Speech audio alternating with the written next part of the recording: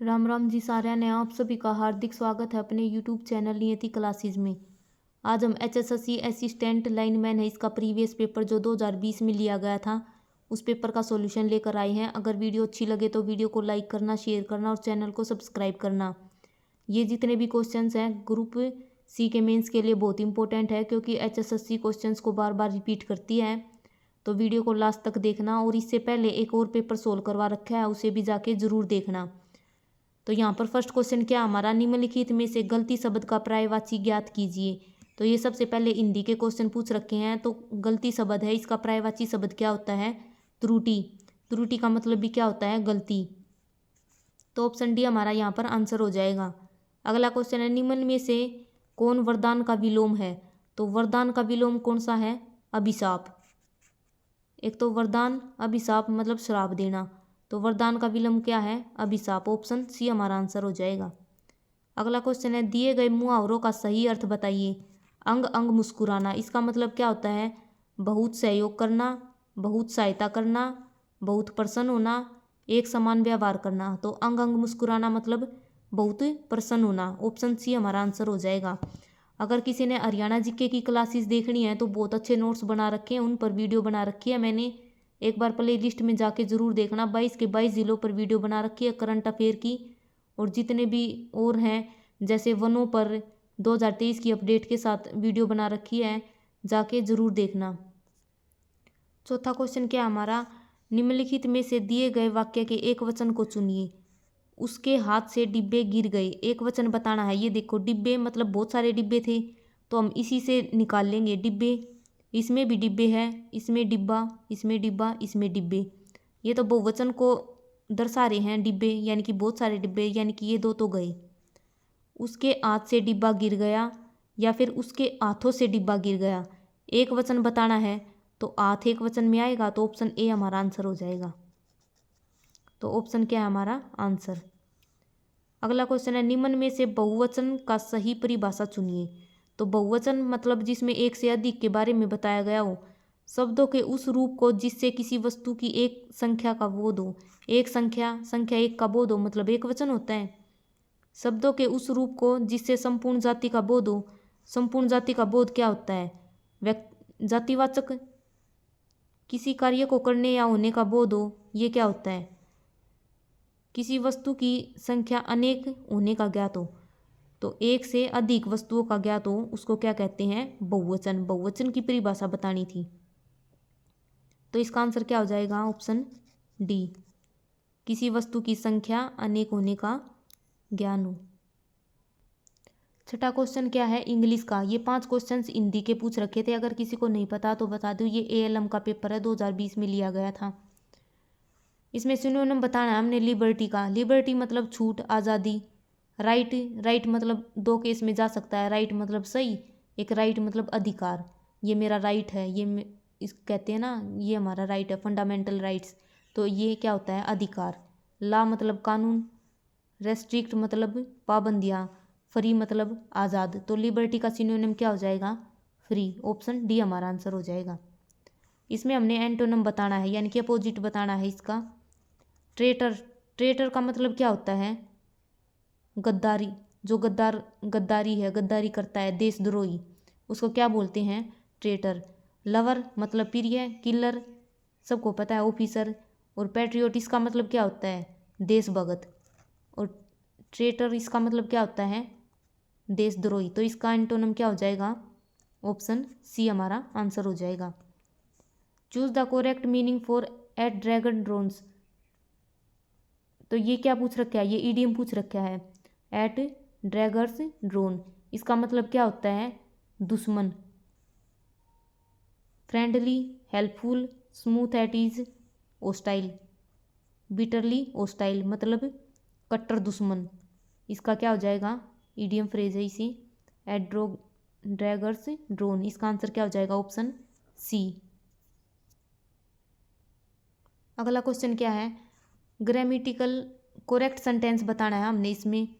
ये देखो, neither the mother और the daughter have cooked the meal. सबसे पहले तो इसमें ये याद रखना है, इसमें ईदर और नीदर इनका जिक्र कर रखा है। नीदर का जोड़ा हमेशा नोर होता है, और ईदर का जोड़ा हमेशा और होता है। तो सबसे पहले हम इनका जोड़ा देखेंगे। तो नीदर का जोड़ा किसके साथ है? और के साथ। ये गलत है क्योंकि नीदर का जोड़ा हमेशा नोर आएगा, ये याद रखना, ये रूल होता है।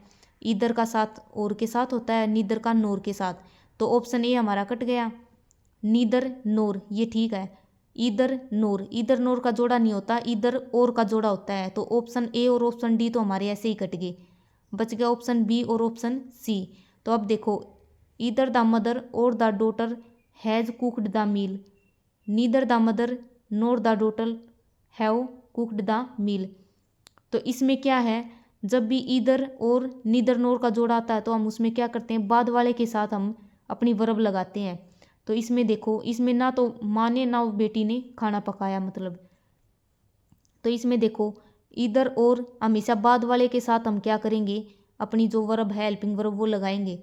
तो बाद में क्या है, डॉटर, दो सब्जेक्ट हैं इसमें, एक तो मदर और एक डॉटर। तो बाद वाले के साथ हम क्या लगाएंगे, अपनी वर्ब। तो इसमें बाद वाला क्या है, डॉटर, इसमें भी डॉटर। लेकिन डॉटर क्या है, सिंगुलर है या प्लूरल है? डॉटर क्या है, सिंगुलर। तो हम क्या लगाएंगे यहाँ पर, सिंगुलर वर्ब। तो एज, हैव क्या है, प्लूरल वर्ब। तो इसलिए ये नहीं आएगा, ये क्या आएगा, हैज़। तो ऑप्शन बी हमारा यहाँ पर आंसर हो जाएगा। मेरे हिसाब से ये चीज़ समझ आ गई होगी। इंग्लिश में ये रूल है, सबसे पहले हमने इसका जोड़ा देखना है, नीदर नोर का, ईदर और का। इससे से ही क्वेश्चन निकल जाएगा हमारा। आधा क्वेश्चन तो मतलब हम अगर क्वेश्चन में ऑप्शंस को एलिमिनेट करते हैं ना, तो आधा आंसर तो हमारे 50-50 के चांस तो यही हो जाते हैं। अगला क्वेश्चन है, I thought the books weight more but to my surprise it was खालिस्तान एंड ईजी टू मूव। इसमें हमने खालिस्तान भरना है, लाइट, हैवी, फार, लार्ज। तो ये इसका मतलब क्या है, I thought the books weight more, ये सोच रहा था कि जो पुस्तकें हैं वो बहुत भारी हैं, लेकिन मैं सरप्राइज हो गया, इट वाज खालिस्तान एंड ईजी टू मूव, यानी कि वो सरप्राइज हो गया, ये बहुत हल्की थी, इसे आसानी से ले जाया जा सका। तो हैवी मतलब भारी, फार मतलब दूर, लार्ज मतलब बड़ी, तो लाइट मतलब क्या होता है, हल्की। तो कहते हैं ना लाइट वेट मतलब हल्का। तो ये इसमें क्या हो जाएगा, ऑप्शन ए आंसर हो जाएगा। बिल्कुल आसान पूछ रखे हैं ये तो ये 10 क्वेश्चन तो हिंदी इंग्लिश के 5-5 पूछ रखे थे। अब हमारे शुरू हो जाएंगे जीके के क्वेश्चन। क्वेश्चन नंबर 11 क्या है, मध्य एशिया के घुमंतु योद्धाओं का नाम बताइए जिन्होंने प्रारंभिक भारत पर आक्रमण किया था। तो सबसे पहले प्रारंभिक आक्रमण किसने किया था, आर्यों ने, पश्तून ने, मंगोलों ने या फिर कुषाण ने। तो किसने आक्रमण किया था सबसे पहले, कुषाणों ने। अगर हम कुषाण की बात करें तो कुषाण में एक बहुत फेमस राजा हुआ था कनिष्क। इससे क्वेश्चन बहुत बार पेपर में पूछा जाता है। इससे क्या क्वेश्चन पूछा जाता है, एक तो कनिष्क के टाइम पर क्या हुई थी, चौथी बौद्ध संगति हुई थी कुंडल वन में। और एक कनिष्क है, उसके दरबार में कौन रहता था, चरक, इससे हम इसके दरबार के इनको याद कर सकते हैं। ऐसे क्या हो जाएगा, अश्वघोष, च से चरक और न से नागार्जुन। ये तीनों के तीनों कहाँ रहते थे, कैसे, कनिष्क के दरबार में ये तीनों रहते थे। और ये क्वेश्चन एसएससी में पूछा जाता है, मतलब कि कनिष्क के दरबार में कौन कौन रहते थे। च से चरक मतलब इसका राजवेद था चरक, अश्वघोष, और न से नागार्जुन। भारत का आइंस्टाइन किसे कहा जाता है, नागार्जुन को। तो ये याद रखना है हमने कनिष्क से। और इसका आंसर क्या हो जाएगा, ऑप्शन बी। अगला क्वेश्चन है, भारतीय नौसेना दिवस कब मनाया जाता है, यानी कि नेवी डे कब मनाया जाता है। ऑप्शंस हैं 8 अक्टूबर, 15 जनवरी, 4 दिसंबर और 1 फरवरी। तो नौसेना दिवस कब मनाया जाता है, 4 दिसंबर को। और अभी वर्तमान की बात कर रहे हैं, वर्तमान में जो नेवी है उसके हेड कौन है, आर हरिकुमार। 8 अक्टूबर की बात करें तो 8 अक्टूबर को क्या मनाया जाता है, एयरफोर्स डे। 15 जनवरी को थल सेना दिवस मनाया जाता है। और 1 फरवरी को क्या मनाया जाता है, भारतीय तटरक्षक दिवस। ये चारों के चारों बहुत इंपॉर्टेंट है, याद रखना। नेवी डे 4 दिसंबर को, एयरफोर्स डे 8 अक्टूबर को, और थल दिवस 15 जनवरी को, और 1 फरवरी को भारतीय तटरक्षक दिवस मनाया जाता है। अगला क्वेश्चन है, निम्नलिखित में से कौन पश्चिमी घाट की सबसे ऊंची चोटी है। तो पश्चिमी घाट की सबसे ऊंची चोटी बतानी है। ऑप्शंस है मुलायनगिरी, डोडा बेटा, जिंदागड़ा, और एक ऑप्शन है अनाईमुडी। ये 4 ऑप्शंस दे रखे हैं, पश्चिमी घाट की सबसे ऊंची चोटी पूछी है। तो सबसे ऊंची चोटी कौन सी है, अनाईमुडी। ऑप्शन सी हमारा यहाँ पर आंसर हो जाएगा। और ये अनाईमुडी कहाँ पर है, केरल और तमिलनाडु है, इसकी सीमा पर है पश्चिमी घाट। पश्चिमी घाट की सबसे ऊंची चोटी कौन सी है? अनाईमुडी। और पश्चिमी घाट से और कौन से क्वेश्चन पूछे जाते हैं? एक तो पश्चिमी घाट का दूसरा नाम पूछा जाता है, इसको क्या कहते हैं? सह्याद्री। और सबसे पहले जो बरसात है वो कहाँ पर होती है? पश्चिमी घाट पे होती है, दक्षिण पश्चिम मानसून के कारण। अगर हम डोडा बेटा की बात करें तो दूसरी सबसे ऊंची चोटी कौन सी है? डोडा बेटा दूसरी सबसे ऊंची चोटी है। और जो पश्चिमी घाट है और पूर्वी घाट है ये दोनों कहाँ पर मिलते हैं? नीलगिरी की पहाड़ियों में। ये क्वेश्चन यहाँ से पूछे जाते हैं। पश्चिमी घाट का दूसरा नाम सह्याद्री। पश्चिमी घाट और पूर्वी घाट दोनों कहाँ पर मिलते हैं? नीलगिरी पहाड़ियों में। और नीलगिरी की सबसे ऊंची चोटी कौन सी है? डोडा बेटा। या फिर दक्षिण भारत की दूसरी सबसे ऊंची चोटी कौन सी है? डोडा बेटा। और दक्षिण भारत की सबसे ऊंची चोटी कौन सी है? अनाईमुडी। या फिर पश्चिमी घाट की सबसे ऊंची चोटी कौन सी है? अनाईमुडी। तो इसका आंसर क्या हो जाएगा? Option C. अगला क्वेश्चन है हमारा, लोकसभा में कितने आंग्ल भारतीय सदस्य मनोनीत किए जाते हैं? अब वर्तमान की बात हो रही है, जो एंग्लो इंडियंस हैं इनका जो स्थान है वो समाप्त कर दिया गया है। अभी वर्तमान की बात हो रही है, पहले मनोनीत किए जाते थे लेकिन अब नहीं किए जाते। पहले किए जाते थे 2 सदस्य लोकसभा में, लेकिन अब ये हमारे काम का नहीं है क्योंकि अभी जो एंग्लो इंडियन है इनका पद समाप्त कर दिया गया है 104वें संविधान संशोधन के द्वारा। ये क्वेश्चन पूछा जा सकता है कि एंग्लो इंडियन है इनका पद किस संविधान संशोधन के द्वारा समाप्त कर दिया गया है? 104वां संविधान संशोधन। अगर हम यहाँ पर लोकसभा की बात करें, हरियाणा में लोकसभा की सीटें कितनी हैं? 10, राज्यसभा की 5 और विधानसभा की 90 सीटें हैं। अगर हम भारत के संदर्भ में लोकसभा के बारे में पढ़ें तो जो लोकसभा है अभी कौन सी चल रही है? 17वीं लोकसभा चल रही है, जिसके अध्यक्ष कौन है? ओम बिड़ला, जो कि कोटा राजस्थान से है। 17वीं लोकसभा है और ये क्या है? लोअर हाउस है। कार्यकाल कितना होता है? 5 वर्ष का। और आयु कितनी होनी चाहिए? 25 वर्ष। अगला क्वेश्चन है 15वां, नगर निगम बनाने वाला पहला शहर कौन सा था? तो नगर निगम बनाने वाला पहला कौन सा था? मुंबई, कोलकाता, त्रिवेंद्रम या चेन्नई? तो नगर निगम बनाने वाला पहला शहर कौन सा था? चेन्नई। अब इसका नाम चेन्नई है, पहले क्या नाम था? मद्रास। तो मद्रास बना था पहला नगर निगम 1688 में।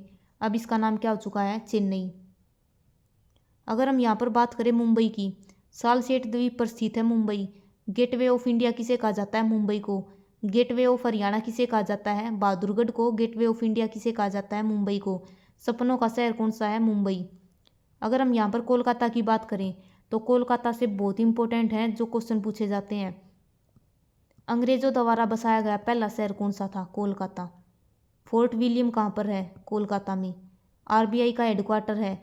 जब आरबीआई की स्थापना हुई थी 1934 के एक्ट के द्वारा 1 अप्रैल 1935 को जो आरबीआई है उसकी स्थापना हुई, तब उसका हेडक्वार्टर कहाँ पर था? कोलकाता में था। ये बहुत इंपॉर्टेंट है, ये क्वेश्चन बहुत बार पेपर में पूछा गया कि आरबीआई की स्थापना के समय आरबीआई का हेडक्वार्टर कहाँ पर था? कोलकाता में। लेकिन अब वर्तमान में कहाँ पर है? मुंबई में है। तो यहाँ पर हमारा क्वेश्चन क्या हो जाएगा? Option D. अगला क्वेश्चन है, हरियाणा को किस प्राचीन नाम से जाना जाता था? यहाँ से हरियाणा जीके के क्वेश्चन शुरू हो गए हैं। तो हरियाणा का प्राचीन नाम क्या था? ब्रह्मपुत्र, भारती, बर्मा या फिर ब्रह्मावर्त? तो ऑप्शन सी हमारा आंसर हो जाएगा। प्राचीन नाम क्या है? ब्रह्मावर्त। हरियाणा के प्राचीन नामों में से 2-3 बहुत इंपॉर्टेंट है। एक तो महाभारत में हरियाणा को क्या कहा गया है? बहुधान्यक, अत्यधिक समृद्ध भूमि। ऋग्वेद में हरियाणा को क्या कहा गया है? रजरियाणी। और एक क्वेश्चन जो एनटीए ने बार बार पेपर में पूछा गया था, धरणीधर की अखंड पुस्तक में हरियाणा को क्या कहा गया है? ये क्वेश्चन पूछा गया था हरिबंका, याद रखना। तो यहाँ पर हमारा आंसर क्या हो जाएगा? Option C. अगला क्वेश्चन है, भारतीय गणराज्य की संघीय आकाशगंगा में हरियाणा एक अलग राज्य के रूप में कब उभरा था? तो हरियाणा अलग राज्य कब बना था? 1 नवंबर 1966 को। 1 नवंबर को क्या मनाया जाता है? हरियाणा दिवस। सरदार हुकम सिंह की सिफारिश पर हरियाणा राज्य का निर्माण किया गया था। 44,212 किलोमीटर वर्ग स्क्वेयर इसका क्या है? एरिया है, जो कि भारत के क्षेत्रफल का कितना है? 1.34% है। अगर हम क्षेत्रफल की दृष्टि से देखें तो हरियाणा का स्थान कौन सा है? 20वां। जब यूटी के जो जम्मू कश्मीर है, यूटी बनने के बाद जो हरियाणा है क्षेत्रफल की दृष्टि से 20वें नंबर पर है। अगर 2011 की जनगणना के अनुसार पूछा जाए कि हरियाणा क्षेत्रफल की दृष्टि से कौन से स्थान पर है, तो 21वें स्थान पर आएगा। और जनसंख्या में कौन से नंबर पर है? 18वें नंबर पर है। तो हरियाणा 1 नवंबर 1966 को अलग राज्य बना था। अगला क्वेश्चन है, हरियाणा के वर्तमान वित्त मंत्री जनवरी 2020 की स्थिति में कौन है? ये पुराना क्वेश्चन है, वित्त मंत्री के बारे में पूछा गया है। अगर हम अभी वर्तमान की बात करें तो हमारे वर्तमान में वित्त मंत्री कौन है? मनोहर लाल खट्टर। याद रखना ये। इस पेपर में बहुत सारे जो नियुक्ति है वे पूछी गई थी, इसलिए नियुक्ति बहुत इंपॉर्टेंट है, याद कर लेना।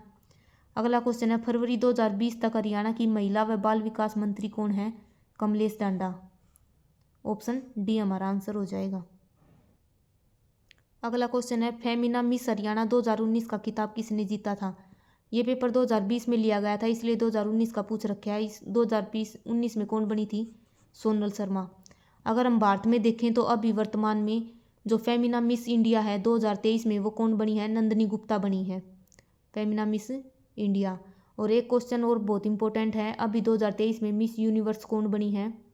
ये भी अभी 2023 में अभी नई बनी है। कौन है? सैनिस प्लासियोस। मैं अभी नाम लिख देती हूँ इसका। अभी 2023 में मिस यूनिवर्स कौन बनी है? सैनिस प्लासियोस। अगला क्वेश्चन है, हरियाणा के वर्तमान राज्यपाल कौन है? तो वर्तमान राज्यपाल पूछ रखे हैं, अभी हम 2023 की अपडेट के साथ बताएंगे। तो 18वें नंबर के कौन है राज्यपाल? बंडारू दत्तात्रेय हैं। और पहले राज्यपाल कौन थे? धर्मवीर। और अभी वर्तमान में कौन है? बंडारू दत्तात्रेय 18वें नंबर की हैं। अगर हम यहाँ पर राज्यपाल के बारे में बात करें तो आर्टिकल 153 क्या कहता है? हर एक राज्य का एक राज्यपाल होगा। राज्यपाल है, इसकी नियुक्ति कौन करता है? राष्ट्रपति। राज्यपाल राष्ट्रपति के प्रसाद पर्यंत कार्य करता है, लेकिन इसको शपथ कौन दिलाता है? हाईकोर्ट का मुख्य न्यायाधीश। जिस भी राज्य का राज्यपाल होगा उसी राज्य का जो हाईकोर्ट है उसका मुख्य न्यायाधीश कौन क्या करेगा? राज्यपाल को शपथ दिलाएगा। तो ये 2 क्वेश्चन बहुत इंपॉर्टेंट है। और राज्य का प्रमुख कौन होता है? राज्यपाल। ये क्वेश्चन भी पेपर में पूछा गया कि राज्य का हेड कौन होता है? राज्यपाल। राज्यपाल की नियुक्ति करेगा राष्ट्रपति, शपथ कौन दिलाएगा? मुख्य न्यायाधीश। और आर्टिकल 153 क्या कहता है? हर एक राज्य का एक राज्यपाल होगा। 2 आर्टिकल राज्यपाल से बहुत इंपॉर्टेंट है। एक तो आर्टिकल 161, उसमें क्या है? क्षमादान की शक्तियाँ प्राप्त है राज्यपाल को। मृत्युदंड और मार्शल लॉ, इन दोनों को छोड़कर क्षमादान की शक्तियाँ प्राप्त है राज्यपाल को। और एक आर्टिकल 213, इसके तहत क्या कर सकता है राज्यपाल? अध्यादेश जारी कर सकता है। और एक राज्यपाल से एक क्वेश्चन और पूछा गया था, जो हमारे सत्र होते हैं विधानसभा के, जो विधानमंडल है उसके जो सदन होते हैं उनकी बैठकों को बुलाने के लिए जो सत्र को शुरू करता है और ख़त्म करता है, उसका अधिकार, उसका शक्ति किसके पास है? राज्यपाल के पास होती है। ये क्वेश्चन पूछा गया था कि सत्र शुरू और सत्र आउट करने के लिए किसकी मतलब कौन करता है? राज्यपाल। तो यहाँ पर हमारा आंसर क्या है? बंडारू दत्तात्रेय अभी वर्तमान में है 18वें नंबर की।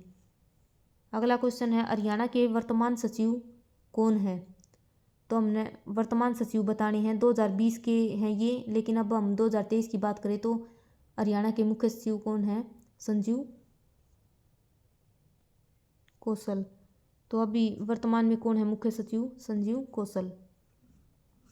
अगला क्वेश्चन है, संस्कृत में महाभारत किसने लिखा था? ये क्वेश्चन ग्रुप सी में भी पूछा गया था, as it is group D के पेपर में आया था कि महाभारत है इसकी रचना किसने की थी? तो महाभारत की रचना किसने की थी? बाणभट्ट ने, बाल मुकुंद गुप्त ने, संत वेदव्यास ने, तुलसीदास शर्मा ने। तो महाभारत की रचना किसने की थी? वेदव्यास ने। महाभारत से 2-3 क्वेश्चन ये पूछे जाते हैं। एक तो महाभारत का पुराना नाम क्या है? जय संहिता। महाभारत किसने लिखी थी? महर्षि वेदव्यास ने। और सबसे बड़ा ग्रंथ काव्य कौन सा है? महाभारत। और इसका फारसी में क्या नाम है? रजमनामा। महाभारत का युद्ध कहाँ पर हुआ था? कुरुक्षेत्र में 18 दिन चला था। 13वें दिन अभिमन्यु की मृत्यु हो गई थी। ये क्वेश्चन महाभारत से पूछे जाते हैं। अगर हम यहाँ पर बाणभट्ट की बात करें तो बाणभट्ट कौन थे? हर्षवर्धन के दरबारी कवि थे। इन्होंने 2 पुस्तकें लिखी थी, कादम्बरी और हर्षचरिता। बाल मुकुंद गुप्त की बात करें तो शिव शंभू के चिट्ठे किसकी हैं? बाल मुकुंद गुप्त की। तुलसीदास की बात करें तो रामचरितमानस, श्याम सतसई, ये दोनों किसकी हैं? तुलसीदास शर्मा की। HSSC ने बहुत बार पूछ रखी ये श्याम सतसई और रामचरितमानस किसकी हैं? तुलसीदास शर्मा की। शिव शंभू के चिट्ठे किसके हैं? बाल मुकुंद गुप्त की। तो यहाँ पर हमारा आंसर क्या हो जाएगा? महर्षि वेदव्यास। अगला क्वेश्चन है हरियाणवी भाषा में लिखे गए पहले उपन्यास का नाम बताइए। तो पहला उपन्यास कौन सा था? जादू फिरी, लाल पसीना, लाल दान लीला, अंधा सफर। तो कौन सा था? जादू फिरी। किसने लिखा था? राजा राम शास्त्री ने लिखा था। पहला उपन्यास जादू फिरी था। अगर हमसे पूछा जाए कि जो हिंदी देशों में देश हरियाणा, ये क्वेश्चन बहुत बार पूछा गया है। तो देशों में देश हरियाणा किसने लिखा था? उदय भानुवंश ने। ईख की खेती, ये दोनों बहुत फेमस हैं उदय भानुवंश की। तो पहला उपन्यास कौन सा था? जादू फिरी, राजा राम शास्त्री ने लिखा था। अगला क्वेश्चन है किस कवि को सूर्य कवि या हरियाणा का तानसेन के नाम से जाना जाता है? तो सूर्य कवि, हरियाणा का तानसेन किसे कहा जाता है? पंडित लक्ष्मीचंद को। इनके गुरु का नाम क्या था? मान सिंह। और ये एकमात्र ऐसे हैं जिनके ब्रेन पर शोध किया गया था, लक्ष्मीचंद। अगर हम यहाँ पर चौरंगीनाथ की बात करें तो पेपर में पूछा गया था कि हरियाणा के प्रथम हिंदी साहित्यकार कौन है? चौरंगीनाथ। और राज्य कवि कौन है? उदय भानुवंश, जिसकी रचनाएं कौन सी थी? ईख की खेती, देशों में देश हरियाणा किसकी हैं? उदय भानुवंश की। और हरियाणा का कालिदास और शेक्सपियर किसे कहा जाता है? दीपचंद बैमन को। और सूर्य कवि किसे कहा जाता है? पंडित लक्ष्मीचंद को। अगला क्वेश्चन है हरियाणा के पहले सूफी संत कौन थे? तो हरियाणा के पहले सूफी संत कौन थे? शेख मुहम्मद तुर्क। ऑप्शन ए हमारा आंसर हो जाएगा। अगला क्वेश्चन है हरियाणा के किस जिले में सर्वाधिक वर्षा होती है? तो सर्वाधिक वर्षा कहाँ पर होती है? करनाल में, जींद में, पंचकुला में या फिर अम्बाला में? तो सर्वाधिक वर्षा कहाँ पर होती है? ऑप्शन डी, अम्बाला में। अगर हम पंचकुला की बात करें तो 5 कूपों के कारण इसका नाम क्या पड़ा था? पंचकुला। 1995 में इसकी स्थापना की गई थी। वीर शिकारगढ़ वन्यजीव अभ्यारण्य कहाँ पर है? पंचकुला में। मनसा देवी मंदिर है, ये भी कहाँ पर है? पंचकुला में। और जितने भी हेडक्वार्टर हैं, मोस्टली हेडक्वार्टर कहाँ पर हैं? पंचकुला में स्थित है। शिवालिक की पहाड़ी हैं, उनका भी जो फैलाव है वो कहाँ पर है? पंचकुला, अम्बाला और यमुनानगर। ये क्वेश्चन पूछा जाता है कि शिवालिक की पहाड़ियों का फैलाव किस किस जिले में है? पंचकुला, अम्बाला और यमुनानगर में। और पंचकुला में क्या है? जो घग्गर नदी है उसका प्रवेश स्थान कहाँ पर होता है? पंचकुला से ही होता है। और नाडा साहिब गुरुद्वारा बहुत इंपॉर्टेंट है। अभी जो पेपर हुआ था ग्रुप डी का, उसमें पूछा गया था जो गुरुद्वारा नाडा साहिब है उससे 2 क्वेश्चन, मतलब कथन ए और कथन बी के टाइप में क्वेश्चन पूछा गया था। जो नाडा साहिब गुरुद्वारा है वो कहाँ पर है? शिवालिक की तलहटी में घग्गर नदी के किनारे स्थित है। याद रखना, जो नाडा साहिब है वो कहाँ पर है? घग्गर नदी के किनारे। और घग्गर नदी पंचकुला से प्रवेश करती है हरियाणा में।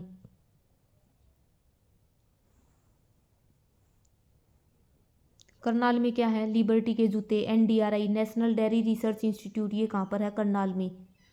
और हरियाणा का पहला सैनिक स्कूल कहाँ पर खुला था? करनाल के कुंजपुरा में खुला था 1961 में। और पहली बागवानी यूनिवर्सिटी कौन सी है? महाराणा प्रताप बागवानी यूनिवर्सिटी अंजनथली करनाल में स्थित है। अगर हम जींद की बात करें तो जयंती देवी के नाम पर क्या पड़ा था? जींद। हरियाणा का हृदय दुग्ध नगरी किसे कहा जाता है? जींद। एकलव्य स्टेडियम कहाँ पर है? जींद में। राम राय तीर्थ भगवान परशुराम का, धमतान साहिब गुरुद्वारा, ये सब कहाँ पर हैं? जींद में। पांडु पिंडारा जींद में। तो इसका आंसर हमारा क्या हो जाएगा? अम्बाला। अगला क्वेश्चन है हरियाणा की सबसे बड़ी झील कौन सी है? तो हरियाणा की सबसे बड़ी झील कौन सी है? करण झील, दमदमा झील, सूरजकुंड झील और एक ऑप्शन है बड़खल झील। तो हरियाणा की सबसे बड़ी झील इनमें से कौन सी है? दमदमा झील, जो कहाँ पर है? गुड़गांव में। सूरजकुंड झील या फिर सूरजकुंड मेला, ये दोनों कहाँ पर हैं? फरीदाबाद में।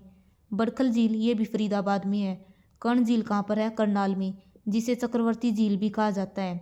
बड़खल झील से क्वेश्चन पूछा जाता है कि हरियाणा की एकमात्र जो कृत्रिम मानव निर्मित है, यानी कि कृत्रिम झील है, कौन सी है? बड़खल झील। 1947 में इसका निर्माण किया गया था। और सबसे बड़ी झील कौन सी होगी? दमदमा झील। सूरजकुंड झील कहाँ पर है? फरीदाबाद में। तो इसका आंसर हमारा क्या हो जाएगा? Option B. अगला क्वेश्चन है 29वां, हरियाणा के किस शहर को हरियाणा के चेरापूंजी के नाम से भी जाना जाता है? सबसे पहले तो बात करते हैं हम चेरापूंजी की। ये स्थान कहाँ पर है? ये मेघालय में है चेरापूंजी। और हरियाणा का चेरापूंजी किसे कहा जाता है? छछरौली को, जहाँ पर अत्यधिक बरसात होती है, इसीलिए ये बहुत फेमस है वहाँ का वैसे तो सबसे अधिक बरसात कहाँ पर दर्ज की गई थी? चेरापूंजी में, लेकिन होती कहाँ पर है? मासिनराम में। ये दोनों स्थान कहाँ पर है? मेघालय में है। और हरियाणा का चेरापूंजी किसे कहा गया है? छछरौली को। छछरौली कहाँ पर है? यमुनानगर में। और एक छछरौली का विद्रोह भी हुआ था, उसका नेतृत्व किसने किया था? जोधा सिंह ने।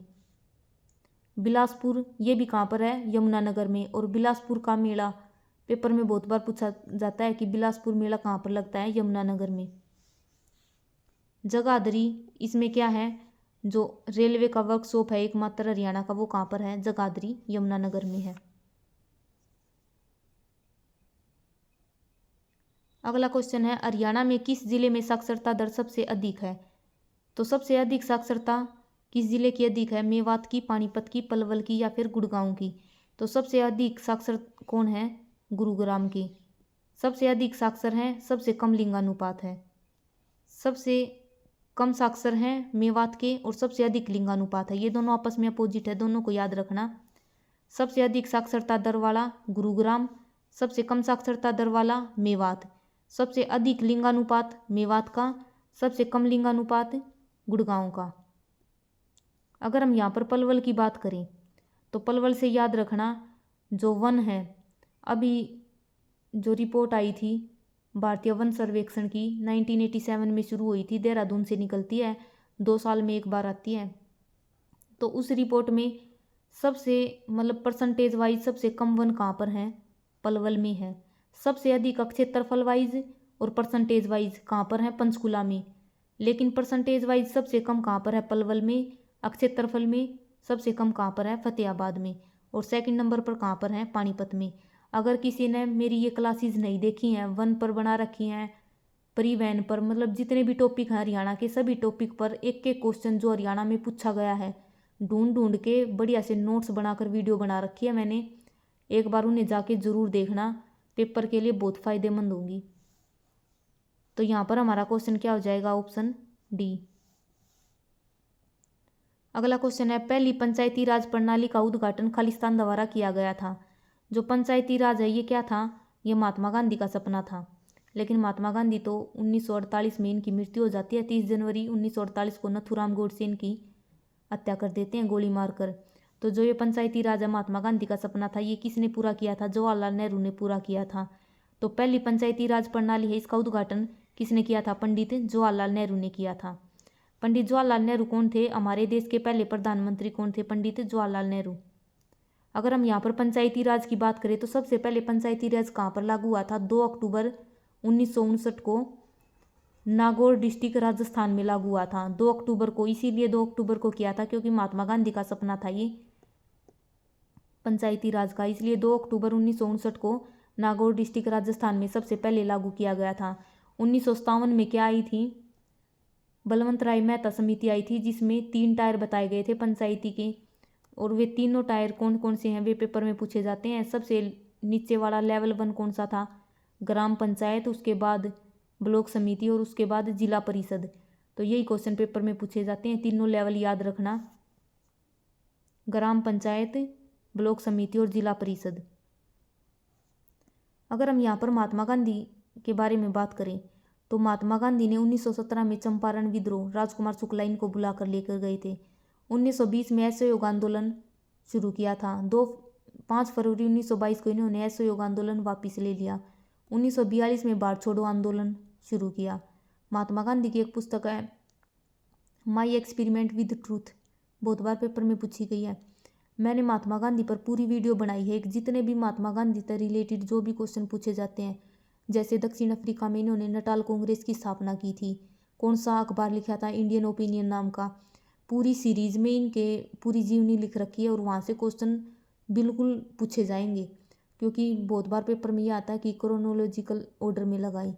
तो जितने भी इन्होंने काम किए हैं, जो भी कुछ था महात्मा गांधी से रिलेटेड, जितने भी क्वेश्चन बनते हैं एसएससी लेवल में, CHSL में, रेलवे में, जितने पूछे गए हैं सभी वहाँ पर कवर कर लिए हैं। तो एक बार महात्मा गांधी के बारे में जाके ज़रूर पढ़ना। तो यहाँ पर हमारा आंसर क्या हो जाएगा? Option C. अब हम पंचायती राज के बारे में बात कर रहे थे। जो बलवंत राय मेहता समिति है उसने 3 लेवल दिए थे, अभी बताए थे, ग्राम पंचायत, ब्लॉक समिति और जिला परिषद। और अभी हमारे जो भारत में है वो कौन सी लागू है, बलवंत राय मेहता वाली ये लागू है। जो अशोक ने दी थी 1977 में, वो क्या थी, 2 टायर वाली थी। और पंचायती राज के लिए संविधान संशोधन कौन सा हुआ था, 73वां संविधान संशोधन 1992 में हुआ था। और इस संविधान संशोधन को लागू करने वाला पहला राज्य कौन सा बना था, मध्य प्रदेश। पंचायती राज से रिलेटेड अनुसूची कौन सी है, 11वीं, भाग 9 के अंदर आता है, 11वीं अनुसूची है। आर्टिकल पूछा जाए तो आर्टिकल 40 में क्या है, पंचायती ग्राम पंचायत है उसके बारे में वर्णन है। पेपर में बहुत बार पूछा गया कि ग्राम पंचायत है इसका गठन है कौन सी आर्टिकल में है, तो आर्टिकल 40 में। अगला क्वेश्चन है, हरियाणा विधानसभा का पहला अध्यक्ष कौन था, तो हरियाणा विधानसभा के पहले अध्यक्ष के बारे में पूछा गया है। सबसे पहले हम विधानसभा की बात करते हैं, तो हरियाणा में विधानसभा की सीटें कितनी हैं, 90 सीटें हैं, जिनमें से 17 क्या हैं, आरक्षित। और पहला अध्यक्ष कौन था, सन्नो देवी। अगर पुरुष पूछा जाए तो राव वीरेंद्र सिंह, अगर महिला पूछी जाए तो सन्नो देवी। अगर सीधा हमसे पूछा जाए कि हरियाणा विधानसभा का पहला अध्यक्ष, तो भी क्या थी, सन्नो देवी। तो जब तक हमसे ये क्वेश्चन नहीं आएगा कि हरियाणा विधानसभा का पहला पुरुष अध्यक्ष कौन था, तब तक हम आंसर क्या करेंगे, सन्नो देवी, क्योंकि पहली अध्यक्ष भी यही बनी थी और पहली महिला अध्यक्ष भी यही थी, सन्नो देवी। तो पहला अध्यक्ष सन्नो देवी, पुरुष राव वीरेंद्र सिंह। अगला क्वेश्चन है, हरियाणा में कितने वन्य जीव अभ्यारण्य हैं, तो हरियाणा में कितने वन्य जीव अभ्यारण्य हैं, 8। 2 नेशनल पार्क हैं, सुल्तानपुर और कालेसर नेशनल पार्क।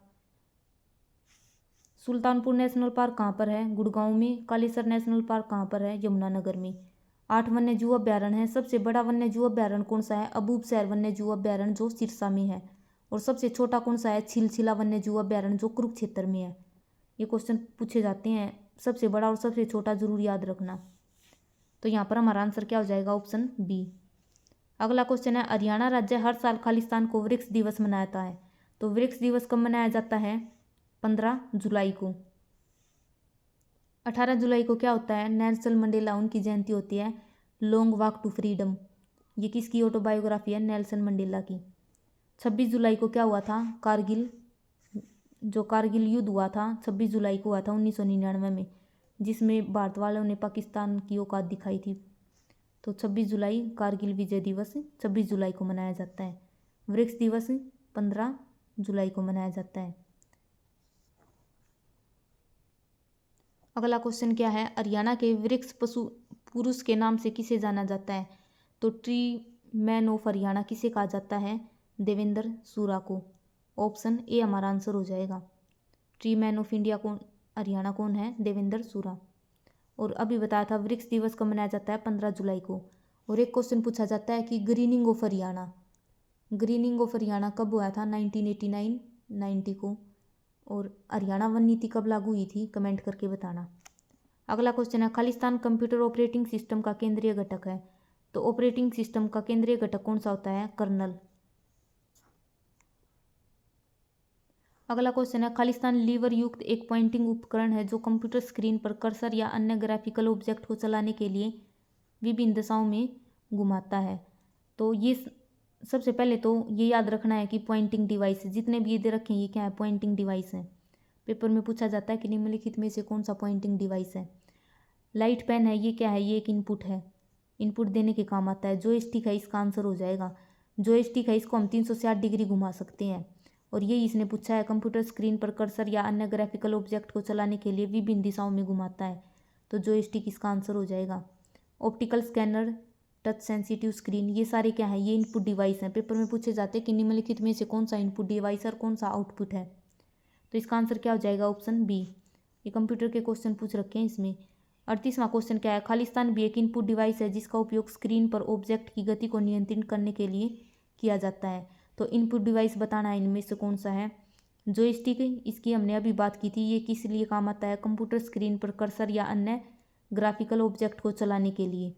आगे है गेम पैड, इसका प्रयोग किस लिए किया जाता है, स्क्रीन पर ऑब्जेक्ट की गति को नियंत्रित करने के लिए गेम पैड का प्रयोग किया जाता है, तो ऑप्शन बी हमारा यहाँ पर आंसर हो जाएगा। कीबोर्ड है, ये भी क्या है, एक इनपुट डिवाइस है। ऑप्टिकल कार्ड रीडर, ये भी इनपुट डिवाइस है। तो ये याद रखना कि इनपुट डिवाइस कौन सा होता है, तो ऑप्शन बी हमारा यहाँ पर आंसर हो जाएगा। आगे ये रीजनिंग के क्वेश्चन पूछ रखे हैं। CEIO, इसके बाद क्या आएगा? सी कौन से नंबर पर आता है? 3, ये 5 पर, ये 9 पर और ये 15 पर। कितने का डिफरेंस हो जाएगा? 3 और 2 5, 5 और 4 9, 9 और 6 15, यानी कि दो दो ऐड होते चल रहे हैं। इसमें 2 ऐड हुआ, फिर 4, फिर 6, अब इसमें 8 ऐड कर दो तो 15 और 8 कितने होते हैं? 23, और 23वें नंबर पर क्या आता है? W। आगे है 8 27 125, यहाँ पर बताना है क्या आएगा? 1331 2197। तो ये क्या हो जाएगा? ये तो है 2 का क्यूब, 2 दूनी 4 दूनी 8, 3 का क्यूब 27, 5 का क्यूब 125। तो यहाँ पर 4 का रह गया बीच में, तो यहाँ पर क्या आना चाहिए? ये क्या कितने का है? ये 11 का है। इससे क्या समझ आता है? 2 का, 3 का, 4 छोड़ दिया 5 का, तो या तो यहाँ पर 6 का आएगा या फिर 7 का आएगा। लेकिन ये किसके क्यूब कर रखे हैं? प्राइम नंबर्स की। अभाज्य संख्या है उनका क्यूब होता चल रहा है, 2 का, 3 का, 5 का, इसके बाद क्या आता है? 7। प्राइम नंबर जो किसी से भागना हो खुद को छोड़कर, तो सबसे छोटी प्राइम क्या है? 2, 2 3 5, उसके बाद क्या आएगा? 7। तो 7 का कितना होता है? 343। 7 के बाद 11, तो यहाँ पर आंसर है बी। अगला क्वेश्चन है, एक निश्चित कोड में मार्केट है, इसको ये लिख रखा है, तो ये नेचर का बताना है। तो ये देखो मार्केट है, इसको क्या है? MAAM, दोनों वर्ड आगे पीछे कर रखे हैं, ये 2 लेटर ऐसे, ये दोनों आगे पीछे कर रखे हैं और ऐसे ये, तो हम नेचर का बना देंगे। तो क्या हो जाएगा? ANUTER। तो क्या हो जाएगा इसका? Option B, ANUTER, option B हमारा आंसर हो जाएगा। अगला क्वेश्चन है, विषम विकल्प बताना है। 2 6 12 20 32, यानी कि इनमें से गलत क्या है? इसकी जगह 2 से कहाँ पर गया? 6 पे, यानी कि +4 किया। 6 से 12 पर गया, +6 हो गया। 12 से 20 पर गया 8, यानी कि 2 2 का ऐड होता चल रहा है। पहले 4, फिर 6, फिर 8, तो आगे क्या ऐड होना चाहिए? 10। तो 20 और 10 कितना आ गया? 30। तो यहाँ पर कितना था? 30। तो यही आंसर हो जाएगा 32। सेम बताना है इसकी जगह। COIN, इसको क्या लिख रखा है? IOCN। ये देखो दूसरा और चौथा एज इट इज लिख रखा है, लेकिन कौन से लेटर चेंज कर रखे हैं? पहला और तीसरा। तो हम यहाँ भी क्या कर रखा है? पहला और तीसरा चेंज करके लिख रखा है इसने, पहला और तीसरा। ये दोनों तो एज इट इज रखनी है, तो ये देख लो O और E एज इट इज किस में है? OE इसमें है, OE नहीं है, EO। तो ऑप्शन तीनों एलिमिनेट हो गए इसी से, क्योंकि पहला और दूसरा और चौथा एज इट इज रखना है। दूसरा चौथा एज इट इज होना चाहिए, दूसरा चौथा इसमें है, तो ऑप्शन ए हमारा आंसर हो गया। आगे ये मैथ के सवाल हो गए, ये मैथ के क्वेश्चंस हैं, ये देख लो और अपने सोल्व कर लेना, बिल्कुल आसान है। ये आगे जो सब्जेक्ट रिलेटेड क्वेश्चंस आगे हैं, ये 50वां क्वेश्चन देखना। आधुनिक आवर्त सारणी में 37 पंक्तियों को कहते हैं, जो हमारी मॉडर्न पीरियोडिक टेबल है। सबसे पहले तो ये पूछा जाता है कि मॉडर्न पीरियोडिक टेबल है, इसके जनक किसे कहा जाता है? Father of modern periodic table कौन है? मोजले। सबसे पहले जो हमारी पीरियोडिक टेबल है किसने बनाई थी? मेंडलीव ने। लेकिन उन्होंने किसके आधार पर बनाई थी? एटॉमिक मास के आधार पर। लेकिन अभी जो मॉडर्न पीरियोडिक टेबल है वो मोजले ने बनाई थी एटॉमिक नंबर के आधार पर। ये दोनों क्वेश्चन पेपर में पूछे जाते हैं। तो उसमें क्या है? ओरिजेंटल जो लाइन्स है उनको क्या कहा जाता है? ओरिजेंटल मतलब ये पिसरी हुई ऐसी लाइन, इनको क्या कहा जाता है? पीरियड, और हिंदी में उसको बोलते हैं आवर्त। जो ये खड़ी होती है इनको बोलते हैं ग्रुप, और ये जो लेटी हुई हैं ओरिजेंटल लाइंस इनको बोलते हैं आवर्त यानी कि पीरियड। तो ऑप्शन ए इसका आंसर हो जाएगा। 50वां क्वेश्चन ये अपने देख लेना, ये सब्जेक्ट रिलेटेड क्वेश्चंस हैं। ये जो जितने भी क्वेश्चन है, अगर जो भी बच्चा ALM वाला देख रहा है इनके आंसर्स सही हैं तो कमेंट करके बता देना। मैं टेलीग्राम चैनल पर इनके आंसर्स हैं वे बता दूंगी। तो अपने क्वेश्चन हैं ये एक बार देख लेना कैसे कैसे क्वेश्चंस पूछ रखे हैं, क्योंकि जो HSSC है वो बहुत बार पेपर क्वेश्चंस को रिपीट करती है। तो ये पूरा पेपर है, मैं जो ALM वाला बच्चा है वो कमेंट कर देना जिसने ये क्वेश्चन सही हैं, मैं उसको टेलीग्राम पर ये पेपर प्रोवाइड करवा दूँगी। अगर वीडियो अच्छी लगे तो वीडियो को लाइक करना, शेयर करना और चैनल को सब्सक्राइब करना। अगर किसी ने पहले वाला पेपर नहीं देखा है तो एक बार जाके उसको ज़रूर देखना। लेकिन वीडियो को लाइक करके और कमेंट करके ज़रूर बताना कि वीडियो कैसी लगी।